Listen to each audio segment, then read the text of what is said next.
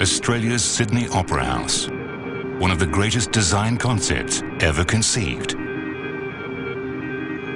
A shape so complex that it nearly can't be built. A construction process on the very edge of impossible. But the history of this building is more than one of concrete and steel. It is the story of a broken dream, a fallen hero, and a final chapter that is about to be unfurled.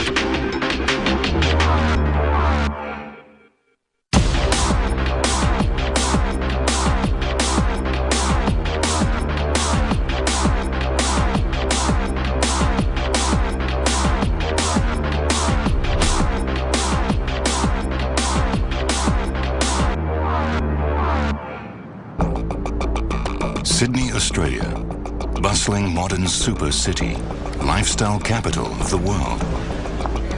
Beaches, suntans, and a giant glittering harbour as the city's beating heart. But mention Sydney to anyone, and it's not this they think of.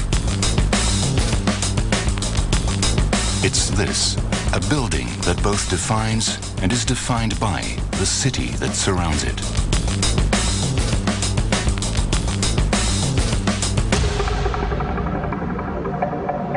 It's awesome. Beautiful. It's gorgeous. A very good place for me. It's like some kind of alien bases or something. It is designed in such a way which reflects the mentality of the progress of Australian people who are of multilingual, multinational culture. The Sydney Opera House is simple in concept, yet infinitely complex in design. A performance space that marries the realms of form and function like no other structure ever built. Yet few people realize the drama that surrounds its creation. Designed nearly 50 years ago, it is a building that rewrote the record books, changing not just the way we design buildings, but how we build them as well. Couldn't have been built at any other time. It actually extended the boundaries of imagination for architectural form. The shells alone will take 150,000 man-hours to design. This is more than just an engineering riddle. It is an engineering nightmare. Yet from the most complex of problems will come the simplest of solutions. Having worked on that job, from then on, I always knew that I could solve the most complex of engineering problems. You just know. A solution that will change forever the borders of impossible. Designed by Danish architect Jørn Utzon, the human story of the Sydney Opera House is one of triumph, drama, and heartache. Of challenging the very laws of nature. If he came up with a better idea, he had no hesitation of scrapping all the previous work. He wanted perfection. You had to create something like a sculpture which could be seen from all sides. It sits in a harbour with buildings of a square character, and you don't want to have the name Opera House written on it. You want to see this is an opera house like you see this is a church. But behind the story of the masterpiece is the story of the disaster. He wanted to do things one way, the government another. Budgets blowing out by 1,500%. Timelines stretching from 5 years to 14. And a visionary architect who doesn't just leave the building, he leaves the country. Well, I wonder if you ever lose a child, if that ever goes. I doubt it. This is Jørn Utzon. There is in fact nothing I would like more than to come back and finish the opera house as it was conceived. And to this day, the mastermind, Jørn Utzon, still hasn't seen the building finished. That building was his life's work. And to be deprived of finishing it was, you know, it broke his heart. 30 years after their ruin, Jørn Utzon's broken dreams are about to be rebuilt. There were some compromises, and those, I think the time has come to fix those. Future plans coming not just from the man himself, but from his son as well. They asked my father, would you please consider coming back and help us with this problem? Jan Utzon, an accomplished architect in his own right, is helping to devise schemes that will see his father's creation flourish, not just for the coming decades, but for the coming centuries. But who was Jan Utzon, and what makes him so special? Architect Rick Laplastria is one of Utzon's employees and close friend during the construction of the Opera House. To him, it's not just about design, it's about perspective. You know, Utzon had an incredibly good understanding of nature. He had a structural understanding of it. He also had the understanding of how we feel in its presence, whether it's on the flat plain of the sea or whether it's on the windy ridge or whether it's down in the dunes. He had an understanding of the feeling that impacts upon the human personality. Consulting Sydney Harbour marine charts, and without having ever set foot in Australia, let alone the proposed construction site at Bennelong Point, Jan Utzon develops his scheme. If you saw a list of all the stuff that's needed there, you'd say, how the hell can I solve this complex problem? But he said, no, he said, we make a platform. The platform houses all the interstices of the workings, where the artists prepare. The top of the platform is where they perform to the public, and the roof is the shelter. The benefit of this approach is that the building does more than just fit the landscape. It becomes the landscape. But I wanted to make the whole peninsula one piece of architecture down to the water. As part of an international competition from some of the biggest names in world design, Jan Utzon's plan is a revelation. I mean, it's just such a simple building. You could draw it on your thumbnail. It's that simple, and yet it's so complex. Powers of reductive thinking, brilliant man. Bennelong Point is one of the most prominent headlands of Sydney Harbour, visible from not just multiple angles around the site, but from above as well. Inspired by a similar landscape near his home in Denmark, Utzon develops a concept dubbed the fifth facade, a way of looking at his design, not just from the front, back or sides, but from everywhere. You know, the word invention, it means in venere, to go to the heart of a problem. It doesn't mean that it's something new. It's going to the core of a problem. Judges unanimously award Utzon first prize. At only 38, he is relatively young. The Opera House will be his first major international project. Little does he know, it will almost be his last. The radical shape of the Sydney Opera House is unlike anything that has ever been built before. With today's technology, it would still be a challenge. But 50 years ago, when it was first designed, it borders on impossible. Each platform in engineering, you always build on the past. You know, as people go through and they see certain things work, then they know that the next step is a little beyond that perimeter where you'd been before. But to jump right out into space, that can be scary at times. John Nutt's team of engineers are a group of remarkable maths and physics wizards charged with giving structure and strength to Utzon's amazing design. The whole thing in this building is that architecture, engineering, construction all merge into one. So you never quite know, where the boundaries of one are. And that's one of the aspects of great architecture. Unlike a regular building, where strength can be found in simple straight lines, vertical walls and geometric angles, the sails of the Sydney Opera House are a maze of curves and complex geometry. The ideal form for the Opera House is some kind of shell structure. But making one that's both 20 stories tall and strong enough to hold its own weight has simply never been done before. On this job, there are a number of things that didn't work as far as the curvature is concerned. For instance, if you look at the ridge lines, there's a ridge line and it's a very sharp one. Shells don't like that. When you look at the shells, they come down and they're sitting on points. Didn't like that. If you look at the shells he was having very large curvatures where the weights were heaviest, and it doesn't like that. Engineers are in catch-22. How to make the sails of the Opera House light, elegant, and strong? The answer lies not just in materials, but in geometry. A shell structure is like an egg. You know, if you want to break an egg, you tap it. But you can actually squeeze an egg, you know, really quite hard behind things. And because all the forces are in that double curved shape, it doesn't break. The curves of the early designs are incomplete, leaving them vulnerable to collapse.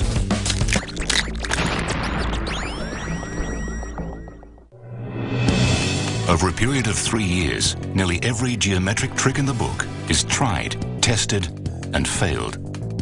Elaborate structural tests planned. The shape has to allow weight and force to be distributed evenly across the building structure. The task is so big that some of the world's earliest computers are used to crunch the numbers for the first time ever in a construction project. For Utzon, the pressure is immense. Although guideline plans for the base of the building have been started, they can't be finalized without knowing what's going on top. And if a solution to the sails isn't found, then the Sydney Opera House, arguably the most groundbreaking design scheme of the 20th century, simply won't be built. In 1958, Utzon meets with key Opera House politician Joe Cahill. Cahill faces a political massacre at his next election, and his opponents are certain to drop the entire Opera House scheme unless construction has already begun. Utzon is faced with a dire conundrum. Start building before the plans are ready, or don't start building at all. Construction manager Malcolm Nicklin is in charge of the Opera House site as excavations begin. For a man whose life largely revolves around details, starting work on the job prematurely is anything but an easy task. You can't start building a huge project like that until you've sat down and done some detailed designs. The unique roof of the Opera House requires a carefully planned base on which to sit. But because engineers are still struggling with the design of the sails, Jon Utzon can't finalize plans for the rest of the building below.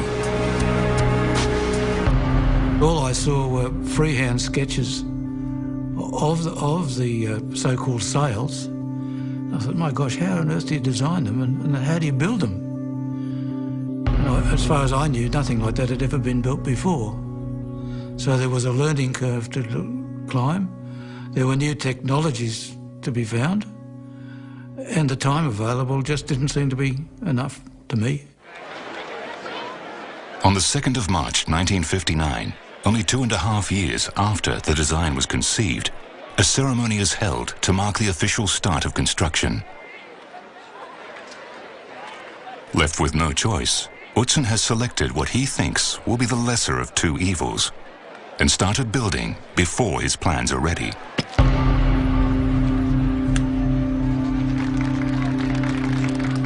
The design was being developed as they were building. Now that's a disaster normally. I hope that doesn't happen to other people. Despite the lack of information, early construction moves forward on stage 1, the podium of the Opera House. Ian Mackenzie is the on-site engineer charged with turning the complex design and engineering drawings into construction plans. And faced with scant information from day one, his task is a huge one. It's like working from the from the outside in, if you like. You know, you can say, go to Australia, go to Sydney, go to a certain area in the city of Sydney, and you can, you know, you're refining your detail all the time. In effect, when I came out here, all we had was the equivalent of go to Australia. Engineers are forced to use estimation and assumption rather than research and fact. There were probably half a dozen preliminary drawings, and that was all. In fact, we were sort of digging in the middle of the area that we knew had to be excavated for the basement, but there wasn't any firm indication as to how much we had to extend the pit at all. By late 1962, Stage 1 is well underway. Already, the Sydney Opera House is behind schedule and well over budget. No viable solution to the design of the shells has yet been found, and if one doesn't arrive soon, then Utsen's dream and the building itself will rapidly turn into a nightmare. It was like the blind leading the blind. I hesitate to say that, but it was, you know, and a fair bit of trial and error too. Really, it started somewhere between 1 and 2 years earlier than it should have. Design engineers are finding it impossible to create delicate-looking curves that will stand their own weight, let alone the forces of nature. The design of the Sydney Opera House requires multiple sails of different looking shape and size.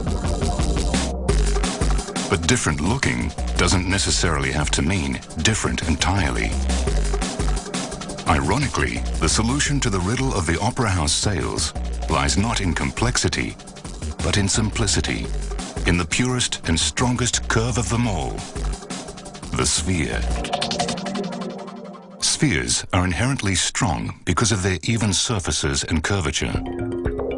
This allows weight and stress to be passed around the shape evenly, spreading loads and forces across the whole structure rather than specific points.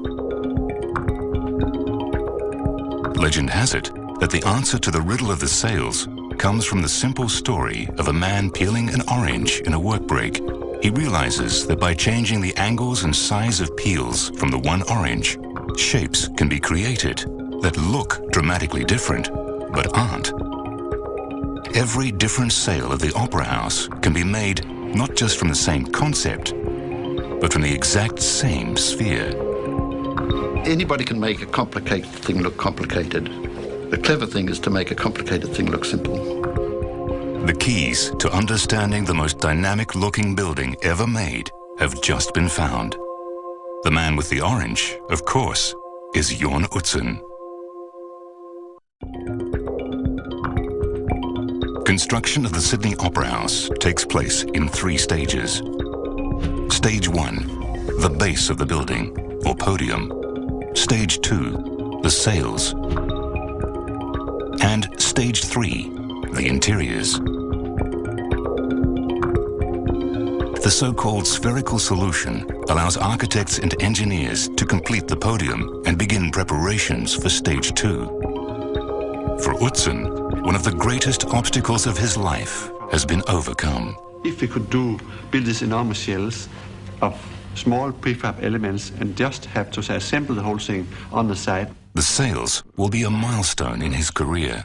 And the other thing was, little does he know, he will never get to see them complete. Shiny tiles. These people are having one enemy in life. It's the law of gravity. The podium of the Sydney Opera House is made largely of concrete, moulded in position using wooden formwork. But the size and the shape of the Opera House sails makes applying this type of technique next to impossible. Like many things to do with the Sydney Opera House, the solution to this problem is both incredibly simple, yet incredibly complex to put in place.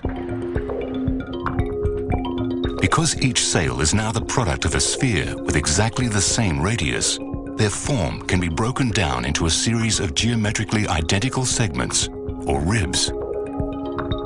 Ribs of different lengths can be joined, creating shapes that look dramatically different, but aren't. really when the design changed to a spherical form that it was realized that you could then get repetition. You didn't build it as a shell, you built it as a series of ribs. Much like Lego, the ribs themselves can then be made of smaller segments. The more segments, the longer the rib. Ribs of different lengths, making different shaped shells. The Sydney Opera House isn't just a marvel of design, it is a marvel of construction as well. John Cooner is a construction engineer overseeing the erection of the Opera House sails, turning piles of concrete and steel into a solid integrated roof. If you're doing things in the vertical situation, it would have been a lot easier to start there, but life is not that easy. You had to start where you started. And that was, I think, a degree of difficulty that nobody anticipated.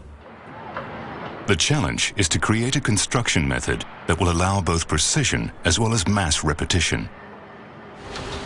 To do this, engineers precast the rib segments in giant molds on site, producing over 2,000 individual segments in a process known as continuous casting. Normal cranes and vertical erection methods will not work with a building like the Opera House. A unique curved erection arch is designed to work on multiple angles and heights, lifting each rib segment into place and following the growing shell in a continuous workflow. But as an entirely new process, it's anything but easy. First experience we had was actually erecting this particular segment here. And that was a segment that would be erected on the side cell arch. That was the first one that went in. That would probably took us 2 days to repair for it. And then once we got it in, we sat back and said, great, it took us another 3 days before we got the next one in. And after that, we gradually worked and became more efficient.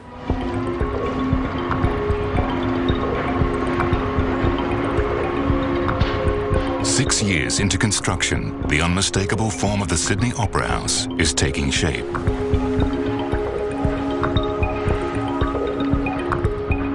Remarkably, the largest shell is finished to within an accuracy of less than 12 millimeters. But the many challenges of building this amazing structure are far from complete.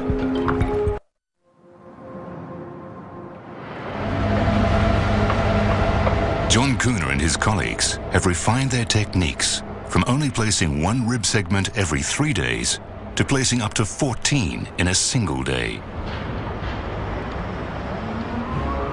But despite their efficiency, the curves and complexity of the Opera House make it a dangerous place to work. And disaster can strike when you least expect it. Normally you would strap this arch back to the ribs that have been erected behind. And for some unknown reason, all the supports are being taken off because there was no weight on them and the arch was just standing there. The massive erection arch is left dangerously unsupported. A gust of wind came and the arch, half the arch flipped and it sheared the joint at the top. The entire top section of the erection arch plummets to the ground.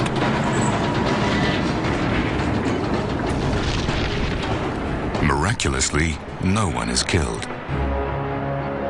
Something that we should have foreseen. It was one of those things that happened. Fortunately, nobody was hurt. The accident serves as a valuable reminder. The remarkable shells of the Sydney Opera House sail dangerously close to the unknown. Utzon's vision for the exterior of the sails is to create something that will last under the harsh Australian environment, but will also respond to the changing mood and light around it, like a mountain capped in glistening snow. Ceramic tiles are chosen for both their durability and texture. But to gain the right look, they have to be arranged in complex diagonal patterns. To do this, over 1 million ceramic tiles are laid on pre-molded plates before being placed on the sails.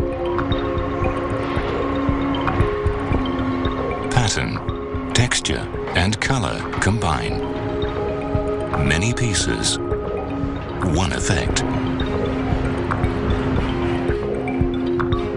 Bit by bit, the sails of the Opera House grow.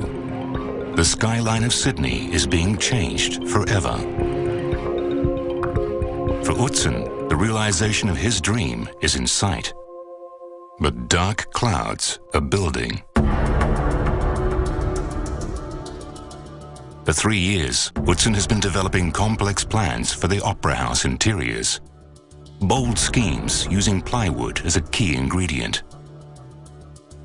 But despite progress, his plans are behind schedule, and many believe that the job has simply become too big for one man. He found it very difficult to delegate. It was his project. It was like Michelangelo and the Sistine Chapel, I think.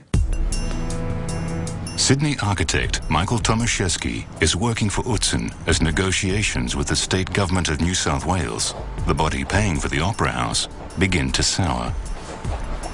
It was the most exciting building in the world at the time. And to have the opportunity to work on the building and to work with Utzon was an amazing experience of a lifetime. Utzon's plans for the Opera House interiors involve complex shapes, materials and procedures, all of which require extensive research and planning to develop. He always felt that, a concept is not architecture, it's just a concept. And before it becomes architecture, it's got to be really, really worked out. Utzon is treading entirely new ground in the world of design. But this quest for perfection is taking time and money. And with the start date for construction for the interiors looming, the government intervenes. The day came where Utzon said, look, we can keep on going for another week. After that, I have no more money. We were all prepared to work for nothing, but Utzon wouldn't have it. You can't do without prototypes if you're doing something that has never been done before. You don't go and just build a Concorde aeroplane in a big shed somewhere, right? You set up all the pieces and you've got to have precedents. And if you don't have precedents, you have to make mock-ups. And the government held money back from that. Utzon makes a desperate bluff with an informal resignation. But his bluff is called. Sacking, resignation, call it what you will. On April 28, 1966, Utzon leaves Australia. To this day, he has never returned.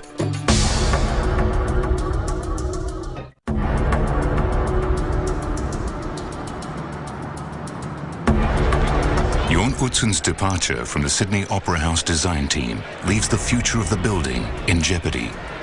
Groups of local architects and Utzon supporters protest and lobby in the hope that he can return. Utzon himself writes letters asking to be reinstated, but it's not to be. Having worked on the project for about 9 years at that time, he was convinced that it would be so hard for somebody else to take it over that the government wouldn't dare to sack him.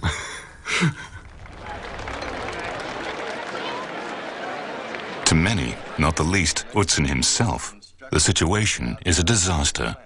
It's impossible to make any conditions for my return. I must negotiate, and I'm very willing to do this. A team of local architects, led by Peter Hall, are charged with finishing the job. But the task ahead of them is a huge one. As a matter of urgency, they have to learn every detail and concept behind one of the most complex buildings ever designed. And controversy and criticism hound their every move. If Matisse had a painting incomplete, who would ever finish it?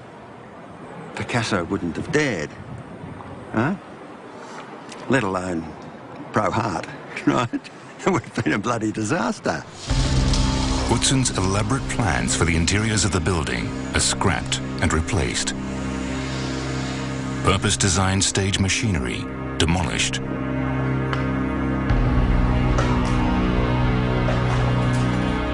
If I've got a regret, it's that the building wasn't left there then in that situation as $21 million worth of sculpture, and they'd taken the 80-odd million that they still had to spend to get it complete, found another site, put up a totally functional building and had an opera house there.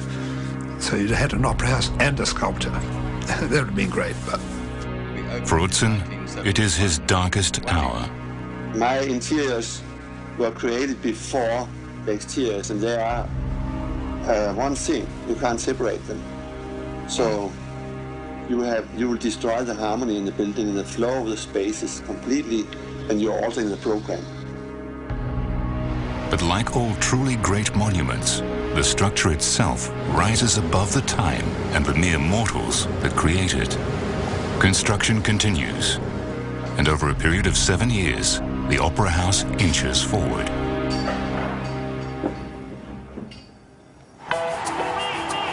Finally, on October 20th, 1973, after 14 years of construction and $100 million, the Sydney Opera House opens. The dramas and the difficulties seem to fade. But as brilliant as it is, the interiors of the building are not those of its creator. Utzon's vision and plans have been changed substantially.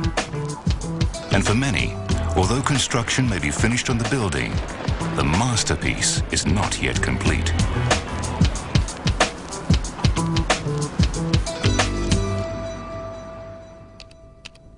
Andrew Nicol is an acoustician specializing in designing large performance halls. According to him, the Opera Theatre, although being perfectly fine to look at, is not so perfect to listen to. Compared to other international opera theatres, it has a much what we call a drier acoustic, less reverberant. Like an expert mechanic, Andrew is able to analyze and fine-tune a building. Not just how it looks, but how it sounds. Music needs to blend together to create what we as human beings interpret as a beautiful sound, when all the frequencies and all the notes come together and we recognize that as a sound we enjoy. The sound inside a building is an extremely complex interplay between the size and shape of the space, as well as the materials used to make it. Like light, sound waves can reflect, bend, and dampen, depending on what they run into. The Sydney Opera House Opera Theatre, as it stands, is a compromise between what will work and what will fit in. You go there and it's as if you hear music in your car radio, and if you haven't heard music anywhere else, it's very good. But if you compare it to other places, it comes way down on a list of the good opera houses in the world. Jon Utzon's original plans for the Opera House interiors are vastly different to the ones we see today. But the question is, would they be better? His challenge was to create spaces that both looked and sounded perfect, but could also be squeezed into the unusual shapes of his design. Rick Laplastria is working with Utzon as plans for his interiors begin to take shape. I was walking on this very headland one day, and it was winter, early morning light, and he looked to see and he saw the broad band of light coming off, and he said to himself, if I transpose that situation and reverse it, and the sun becomes the singer, and the theatre ceilings become the undulating surface of the sea, then surely the sound, in the way that the light is coming to our eyes, will go evenly to all the people. If sound follows a similar path as light, then the audience will hear the music if the ceiling is shaped like the curves of ocean waves.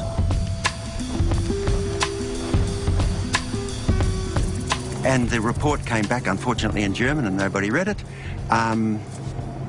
Almost a perfect acoustic resolution. That was the one that should have been built. The halls of the Opera House, were to be the crown jewels of Utzon's designs. Crown jewels that would never see the light of day. He did both the theatres, the Opera Theatre and the Concert Theatre. One was to be in the colours of red and gold, the colours of the sun, and the Opera Theatre was to be in blue and silver, the colours of the moon. How nice. Despite its flaws, the Opera House remains one of the world's great venues. Thousands of people see performances here every day. Millions of tourists walk its forecourts every year. From the sheer numbers alone, the pressure on the building is huge. Pressure which over time takes its toll on services, interiors and furnishings. Joe Skrzynski is chairman of the Opera House as the day-to-day wear and tear on the building begins to become an issue. I think the view we took would be that there's no difference to the great cathedrals of Europe. This building should be there for 500 years, 600, 700 years. There's no reason why it shouldn't. And during that time, clearly, if it remains a performing arts centre, rather than just being locked up and becoming a museum, then it'll have to be refurbished in a fairly significant way every 50 to 100 years. But how do you renovate a building of this stature and of this complexity? The obvious place to start is with the person that knows it best. So we were turning our minds to a program for preventative maintenance, conservation, but also development of the building. And once you started thinking about that, it was glaringly obvious that Utzon was still alive, and how are we planning all this without his involvement? Joe and his colleagues lay out a detailed plan, yet it's their first challenge, which is perhaps their greatest. In order to fix one of the greatest buildings of the 20th century, they'll first have to fix relations with its architect. Well, there's a degree of caution. He'd obviously had many hurts, over the years, and I think he needed to be convinced that we weren't just inviting him back in his twilight years to sprinkle holy water on whatever we wanted to do anyway. A delegate from a Sydney-based architectural firm is sent to Denmark to make contact. Our message to Jorn to say what we wanted him to do was to come back and to set out the principles of the design of the building so that anybody working on this building in the next 500 years would have that as their guide. After 2 days of talks, the answer from Jorn Utzon is no. But on the third and final day, Utzon comes back with a yes. The architect that went away has returned, and the final chapter of this man-made marvel is about to be put in place. With the reinstatement of architect Jorn Utzon as head designer of the Sydney Opera House, one of history's great design stories has come full circle. The chance for one of the 20th century's greatest architects to recapture the dream of his life's major work. And the chance for one of the world's greatest buildings to be finished the way it was meant to be. We are, of course, tremendously grateful for the chance to be involved again with Opera House. But I also know that one day we won't be anymore, and my father won't be anymore, but then after that there'll be other people involved in that. Tragically, Jorn Utzon is now too old to travel. But his legacy will live on and ultimately grow. His newly refined design principles will allow the Sydney Opera House to adapt and evolve into the future while still maintaining the vital ideas that created it. If we just invite architects in to do all these changes whenever they have to occur, and new ones, then in 50 years' time, the Opera House will not look like the Opera House anymore. But in order for the Sydney Opera House to move forward into the future, its plans must be dug up from the past. Stuart Bull is a young engineer charged with creating one of the most complex digital design models ever made. A complete 3D model of every tiny detail of the Sydney Opera House. It's a bit like an iceberg. A lot more beneath our feet than what you actually see. Already 6 years into his work, Stuart estimates he's still only 50% done. There's nothing that comes close in terms of what I've seen in my engineering life so far. With the help of Stuart's models, small renovations have already been done on the Western Colonnade, as well as what's now known as the Utzon Room. But the big jobs, redesigning the halls, will be another problem entirely. The objective isn't to replicate Utzon's original designs, but to expand on them, to use today's technology and ideas to create concert halls for tomorrow. We looked at this, we can enhance it, but it's just like putting lipstick on a face. It's nothing. It doesn't really change anything. And then we have come up with a project that will drastically improve the venue as a world-class venue for opera. But it involves a lot of work, and it involves, unfortunately, also a lot of money. Unfortunately for the Sydney Opera House, the very factors that make it unique also make it difficult to modify. If we want to increase the volume of the venue, we cannot go up, we cannot go out to the sides, we can only go down. Top secret plans are being developed. But with no choice but to dig down, major structural tie beams will have to be relocated, potentially destabilizing the roof. It is now thought possible that you can cut those tie beams and replace them with downward beams that will do the job. And that won't be a trivial engineering exercise. I think it'll be a fascinating engineering exercise in its own right, but it's doable. The cost is expected to run into hundreds of millions of dollars, and the works may close the Opera Theatre for up to 2 years. But what price for an icon? Although its past is checkered with controversy and drama, the structure itself outshines it all. If the few things that now appear to be the greatest crisis of all time, that the place is not good enough, if some of those can be changed now, let's face it, how long are we looking for? 100 years? 150 years? There's a lot more histories to be written, I think, before that. The Opera House represents the ingenuity of mankind and the resilience of the human spirit to triumph over impossible odds. At that time, you could stand in the pit where the stage platform had going to be. You were looking right up at the underside of the shell, and it was the most marvelous volume you had ever seen in your life. And it was like a sculpture, the best sculpture I've ever seen. Jon Utzon may never have seen his opera house complete, yet his achievement remains. A man who dared to go where no one has gone before, to challenge the unknown and break new frontiers, to dream of the impossible and win. He sees the building in his mind's eye and through the photographs that he sees in a way that satisfies him. I'm sure somewhere it would be great for him to put his hand on the shells and stand there and feel this building.